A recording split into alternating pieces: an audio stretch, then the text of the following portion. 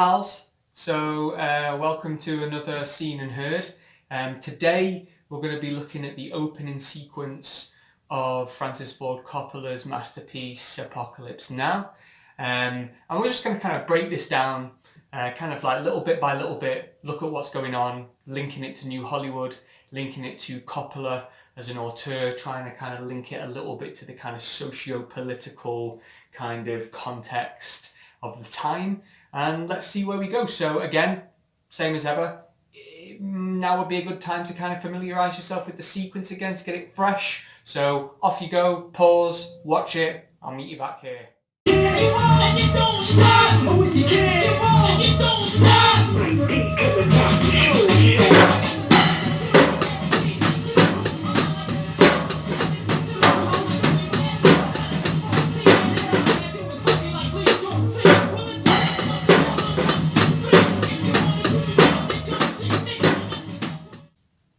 Okay, one of the most interesting things I think about the very beginning of the sequence is the fact that we don't have any kind of images at all. The first thing that we get is sound, and it's interesting because this is the first film that officially had a kind of sound designer, Walter Merck. This is his first kind of like appearance as a sound designer, anyone's first appearance officially as a sound designer in cinema, which is really interesting. So maybe there's something there with the idea that the sound is the first thing that we get, and it's the sound of a helicopter, and obviously as a prop, as iconography, we understand and associate the helicopter with the war movie, with the epic nature of the war movie. But what's interesting is that here, I'm not even sure that if you don't have any context, I'm not even sure that you know that it's a helicopter. Merck has kind of fed it through a kind of phaser, and so it's kind of manipulated the sound and gives it a kind of strange kind of oddness, and I think straight away it feels dreamlike, it feels hallucinatory, and I think that's something that's we're going to then associate with the rest of the sequence. Just that black screen, the sound. Where are we? Are we in reality, or are we in the subconscious? You know, like, and certainly as the sequence goes on, we seem to be far more placed within Willard's subconscious than we are with any sense of kind of like realism at this point. So that's interesting. A couple of things here to talk about as well. We've got that kind of like 2:3:5 to 1 aspect ratio, this kind of epic kind of vision that Coppola has in general. It's something that Coppola is associated with. He rarely, certainly around this period anyway, made small movies. Obviously he made The Conversation, which is an incredibly small movie, almost as a kind of like the antithesis of these epic films that he was making at the time. What's so interesting about Coppola is that he always attempts to kind of constantly marry both personal small filmmaking and the kind of ambitious epic vision that he had as a kind of old, almost like a throwback to these old school filmmakers that he admired. Apocalypse Now kind of you could argue that it abandons any kind of semblance of being a small personal film, is instead this kind of epic vision, and the 2:3:5 aspect ratio kind of contributes to that as well. We also get our first images that kind of like, in terms of mise-en-scène, this kind of lush, tropical, extremely inviting Technicolor imagery. And what's really interesting about that is that Technicolor and the kind of lusciousness of the colour and the cinematography is something that we do associate with the studio system. Technicolor was something that was brought in to bring people back from watching their black and white little square 4:3 TVs and come back to the cinema, okay? And it was almost always used, certainly by studios like MGM in the golden age, as a kind of a positive, a highly positive, welcoming, hopeful, joyful thing. And here Coppola kind of subverts that, because what we're about to see is kind of absolute annihilation, absolute destruction, complete destruction that emerges from that Technicolor. So it's a very New Hollywood thing to do, to take something that's associated with the studio system, Technicolor, and then kind of use that in a subverted kind of way. Also of note here is that we have that wide angle lens, probably a 10mm lens, to kind of, again, marry with that sense of an epic vision that Coppola kind of has as a filmmaker.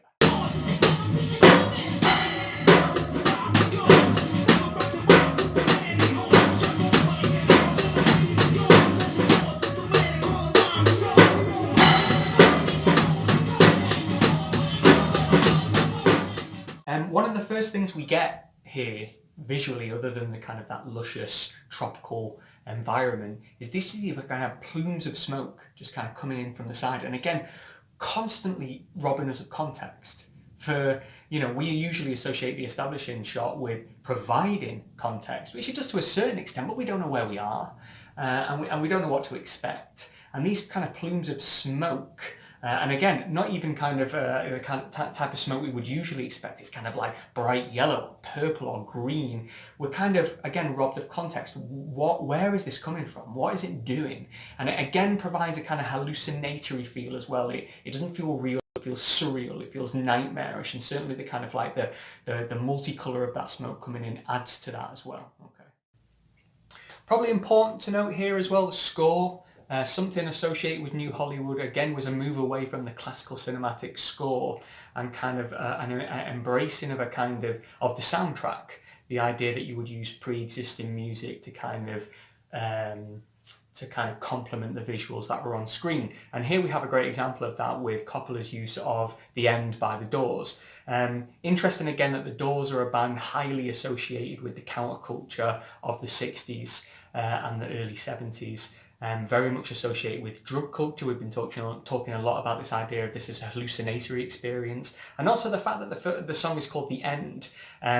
We've got to remember that the film ends with an airstrike being ordered on Kurtz's compound, and you could argue that what we're seeing here at the beginning is the end of the film, that the film is kind of cyclical in its structure. Certainly the song's title might kind of give us a clue or indicate that to us, but either way what we're seeing here is a kind of a piece of counterculture music being used to score this, and it tells us of the tone, it tells us of the atmosphere, it tells us this is not going to be a classic war movie, it tells us it's not going to be a pro-American war movie, this is going to be arguably anti-American, that it's going to be heavily critical of American imperialism and culture, and that it's going to be a war film that takes us into a kind of surrealist experience of war as opposed to a realist experience of war. When the explosion happens, it's really powerful and shocking. The flames, in terms of the mise en scène, the composition, the flames kind of engulf the entire image. It gives us this image of hell that we see here. War is hell, quite literally in that sense. It's the first camera movement as well. We get our first pan, and also it's timed with the vocal, the introduction of the vocal, and this is the end. So there's a kind of synchronicity there, which is really, really beautiful in the way that Coppola does it. And also I think we can compare it to the stillness that's come before, the fact that he doesn't move the camera at all until the explosion, and then it kind of, the movement of the camera, the introduction of the vocal, the explosion itself within the composition, all overwhelm and overpower the audience. It becomes a very kind of powerful moment in this opening sequence. If you combine that as well with the 50 frames per second, the idea that we're seeing this in slow motion, again, hallucinatory, dreamlike, surrealism, that's what we're seeing here. And it makes us question kind of what we're seeing. We're not being presented with war in a way that, say, the opening 27 minutes of Saving Private Ryan presents us with war, which is kind of to kind of really focus on this as a realist experience. Coppola is doing the opposite. He's filtering it through himself. Gives us an indication about the kind of tone and nature of the film, that this is going to be a film where Coppola, as well as exploring war in a general sense and the Vietnam War in a specific sense, he's also kind of exploring himself. This is a self-exploration. It's a journey to the self as much as it is anything else. So there he is, again, making something that feels epic and massive and about that, what's out there, but also it's very much a film about what's in here. His journey, the journey of Willard to Kurtz, is the journey of Coppola to another version of Coppola, the nature of the self. He's discovering himself on this journey as well.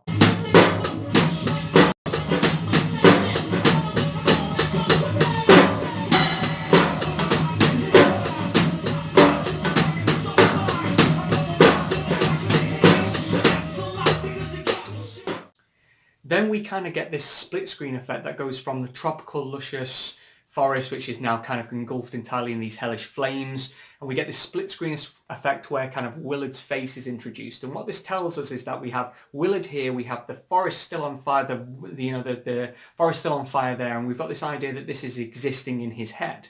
Again, we've had hints that this is the subconscious, so the idea that this is in his head is confirmed by the fact that we have his head on one side and what he seems to be seeing in the interior on the other side. And he's also upside down within the frame, and this is a kind of pretty blatant use of the composition to describe to us how he sees the world at this moment in time, that he's seeing things from a kind of skewed perspective. We then get this cross dissolve, or this crossfade to the blades of the fan that he's actually looking at. We still see the flames and the helicopters and the hell of Vietnam, and we have Willard looking as well. And it's this incredible kind of symphony, it's this incredible use of montage and collage and crossfade to kind of give us three things. We're seeing Willard, we're seeing literally what Willard sees, which is the blades of the fan, which are making the same sound as the helicopters, which have kind of now jogged his memory and brought him back to the jungle, which we are also seeing overlaid on top of this. So it's a fantastically kind of fragmented and alternative use of cinematic language and film form, something we would not see in a studio system film, to kind of make us experience the kind of the world as Willard sees it. We're in his subconscious, in the same way that Vertigo opens in Scotty's subconscious. It's just that Hitchcock uses continuity editing in a far more literal, realist way, whereas here Coppola in the new Hollywood is free to kind of use all of this experimental film form in order to kind of sell to us the idea that this is the subconscious. Then, kind of mixed into this kind of incredible collage of imagery, we also get what appears to be the statue of the Buddha. And let's not forget that the statue of the Buddha, the image of that, is the thing that finishes the film. It's the final image of the film, placed again in juxtaposition to Willard's face. And what's interesting about that is it kind of suggests two kind of conflicting philosophies or ways of looking at life: an Eastern philosophy, a Western philosophy. The Western philosophy is driven by kind of this American imperialism, this need to overtake, this need to consume, this need to control and power, and then the Eastern philosophies which look inward, which deal in peace and tranquility. And yes, these are stereotypes, these are kind of generalizations, but Coppola is looking at these things in general, and it's also about the self, it's also about looking inward. And the fact that the film ends with the statue of the Buddha, that Willard fades out and we're left with the Buddha, seems to indicate that Coppola seeks kind of answers in these Eastern philosophies at this time in his life, rather than this kind of Western American imperialism.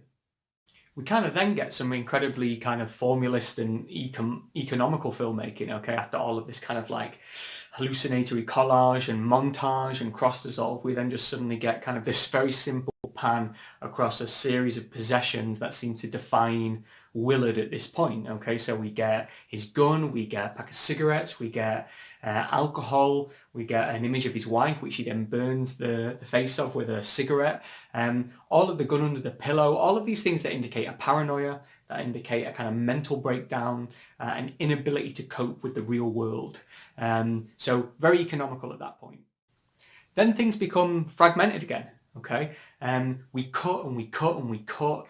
Willard in different positions with the lighting differently. Sometimes it's low-key lighting, sometimes it's high-key lighting, sometimes all of it's got this kind of sickly yellow palette to it, perhaps again indicative of his state of mind. What's interesting about the fragmented editing at this point as well is it's obviously influenced by the French New Wave, by Jean-Luc Godard's use of jump cuts and Francois Truffaut's use of jump cuts in the French New Wave. This is a revolutionary way of editing, just removing time. But what it does is it's used here for symbolic purposes. It indicates that Willard is living in this no man's land. Willard is living in with no real sense of time and space, and without the war, without being in the jungle, he doesn't really have a purpose, he doesn't have a focus, and his days and his hours and his minutes kind of merge into one, and we're not sure whether it's the morning, whether it's the night, whether it's the next day, whether it's a week later. And so the fragmented editing is used in a highly symbolic way here as well.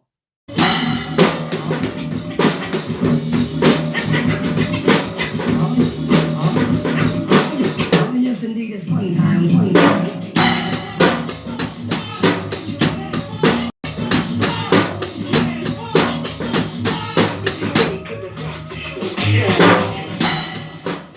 Collage editing is kind of reintroduced, and we get this kind of mixture of images that appear to be from both the future and the present. So we're seeing him within this sparse hotel room. It's really important for us to remember as well that this hotel room is so devoid of personal possessions other than those few that we glimpsed earlier. This is he's an absence of self.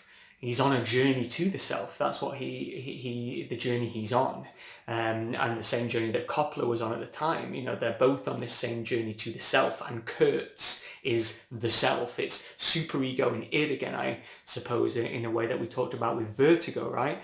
But what's interesting here is that is that we start to get images from the future. We get images from him at the end of the film as he's about to kill Kurtz. And why do this? Is this idea that time is collapsed in the same way that he's been using this fragmented editing, these jump cut edits? Time is collapsing to the point where the future is the past and the present is the future, and we're not sure when things are happening. Is this about fate and destiny, that Willard is destined to end up where he ends up, that it's already written in stone, that he's always going to go there, he's always going to kill Kurtz? It's not even a question. It removes the idea that the whole film is about this decision that he's making internally about whether he's going to kill or not. And maybe Coppola is suggesting to us that even in this early moment, even now, he knows what he's going to do.